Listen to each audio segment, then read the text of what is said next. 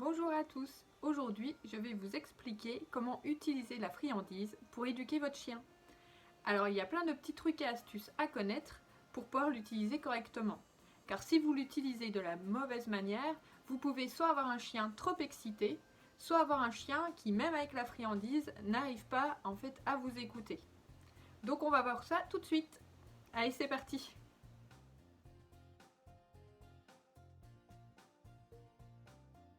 Si vous voulez que votre chien ait envie de vous obéir, il faut qu'il trouve une motivation pour le faire. Donc après, il en existe plusieurs. Ça peut être vos félicitations, vos caresses, mais aussi par exemple de le féliciter en utilisant son jouet préféré. Et après, ça peut être aussi la friandise. D'ailleurs, il faut savoir que la friandise, ça sera vraiment une des motivations qui marchera le plus avec le plus grand nombre de chiens. Donc c'est ça qui est très intéressant. Par contre, toutes les friandises n'auront pas la même valeur à ses yeux. Donc il va vraiment falloir essayer plusieurs friandises pour savoir laquelle il préfère. Donc il y en existe vraiment toutes sortes que vous pourrez trouver dans des magasins spécialisés. Ça peut être par exemple des aliments séchés, comme du poulet, du canard séché, voilà, qu'on peut même découper en plein de petits bouts. Ça peut être aussi des pâtés maintenant qu'on trouve en tube, ou voilà, des petites friandises, voilà, il y en a des plus ou moins grosses, donc en fonction aussi de la taille du chien. Ensuite, il faudra réussir à estimer la valeur que la friandise est là aux yeux de votre chien. Car en fonction de la situation, il faudra avoir une friandise qui soit plus ou moins appétante. Donc par exemple, si vous demandez des choses simples comme le assis, le coucher, et puis qu'en plus vous êtes à la maison, vous pouvez utiliser une friandise qui a peu de valeur. Par contre, si vous êtes à l'extérieur et qu'il y a beaucoup de stimulation environnementale, et que là vous allez lui redemander les mêmes choses, il vous faudra sans doute une friandise qui a une plus haute valeur.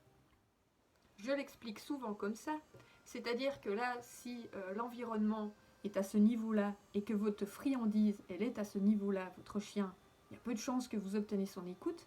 Par contre, si l'environnement est toujours à cette hauteur-là, mais que vous avez une friandise qui a déjà ou la même valeur ou une plus haute valeur que l'environnement, forcément vous allez devenir plus important et votre chien vous écoutera davantage.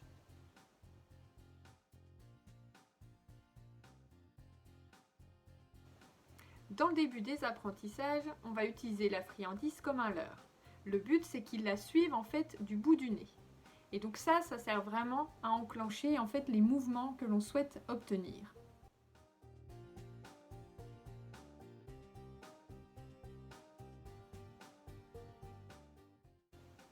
Une fois la première étape comprise par le chien, la deuxième, ça sera de faire la même chose, le même mouvement, le même geste, mais cette fois-ci sans la friandise dans la main. Et on lui donnera, par contre, une fois qu'il aura fait ce qu'on attend de lui, on lui donnera la friandise avec l'autre main.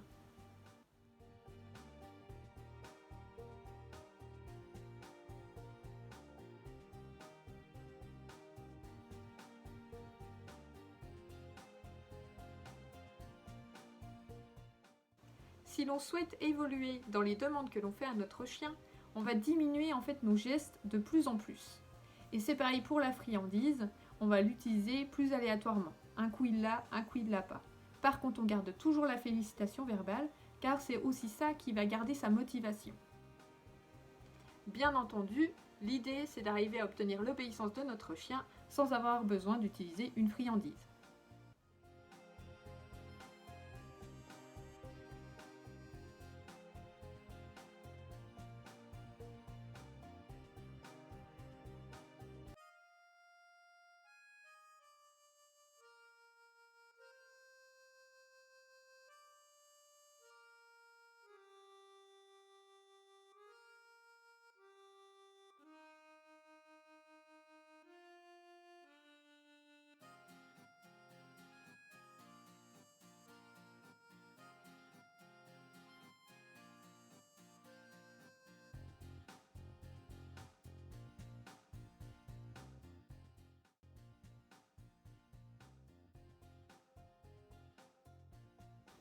La friandise a de nombreux avantages.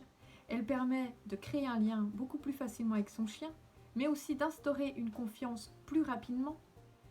Notre chien va prendre du plaisir à nous écouter, mais les apprentissages seront aussi beaucoup plus facilités.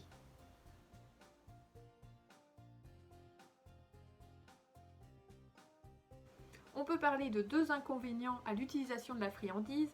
La première, c'est que le chien soit tellement excité à la vue, à la simple odeur de la friandise, que l'on n'arrive même plus à obtenir ce que l'on souhaite.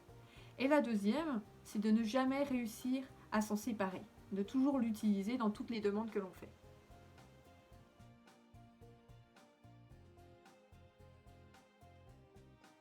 La friandise est bien souvent la meilleure alliée pour que notre chien nous écoute avec envie plutôt que dans la contrainte, donc il ne faut pas hésiter à l'utiliser. Par contre, il faut bien écouter tous les conseils qui ont été donnés dans cette vidéo. Et juste une dernière chose, c'est que vous pouvez retirer toute la quantité de friandises donnée de la ration en fait de votre chien. Comme ça, on évitera l'embonpoint. Voilà, la vidéo est finie et j'espère que vous l'avez appréciée. Si c'est le cas, je vous invite à la liker et à la partager. Ça, ce serait vraiment sympa. Et je vous dis à la prochaine pour une nouvelle vidéo.